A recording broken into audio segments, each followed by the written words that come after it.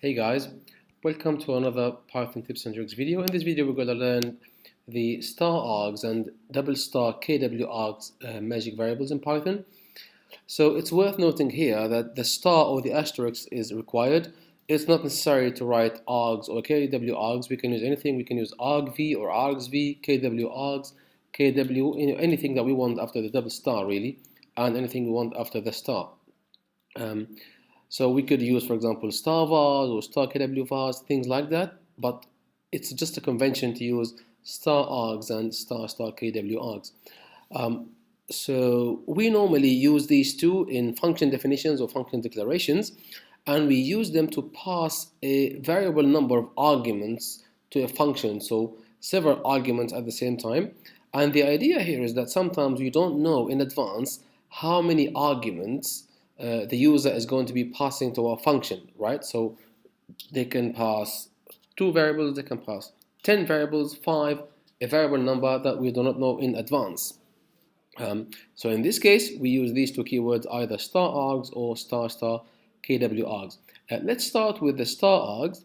So we use it to send a different number of non-keyworded arguments to our function, and these are sent as a tuple. Notice, non-keyworded. What this means is the variables do not have names. So if you look at this function here, I have a small function here which has the first argument is a normal argument, and then here I have star args. What I do is I print out the first normal argument. By the way, I'm using Python 3.6 here. Print out the first argument, and then I print the type of args. Notice when I pass it as here when I declare it as it's declared as star args, but when I process it, I don't use the star. Print out the type to confirm that it's actually a tuple, and then loop through this tuple one element at a time. So for r in args, and then print it out. If I run that and then run the function, you notice the class here is tuple.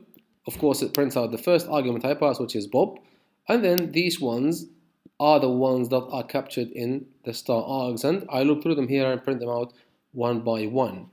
And to confirm it's actually a tuple, as we saw here, we can actually use this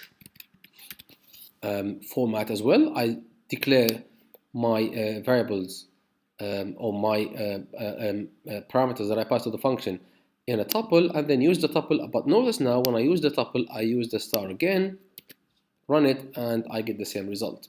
Okay, so that's the star args. I hope the idea makes sense. Now the star kw args, it's a similar idea, but now we have keyworded arguments, which means our variables or our arguments have names, and the way they're passed now, they are passed as a Python dictionary, not a tuple. So we use it when we want to process named arguments in a function. Remember, we don't know the number of arguments. They can be 1 or maybe 0, 1 or more. Again, I have another function here which is using a normal argument as the first argument, and then I'm using star kw args. So I print out the first argument and then print out the type, and then loop through them because they are a dictionary now. So we loop through the dictionary via keys, and then we get the value by using the key, as you can see here. I'm sure you're familiar with Python dictionaries. I run that and then call the function. As you can see, my first normal argument is 3. The rest of them, this name and a, these are 2 named arguments that I pass, and I loop through them and print them out. As you can see, the class is dictionary, and I can use this format where I in advance declare the named arguments as a Python dictionary, and then here I pass the dictionary, as you can see, star my dict. So dict, that's a dictionary, and again I get the exact same result. So this is star kw args. I hope the idea makes sense. Remember, the naming is not really crucial as long as we use star, and likewise, similar thing for star args.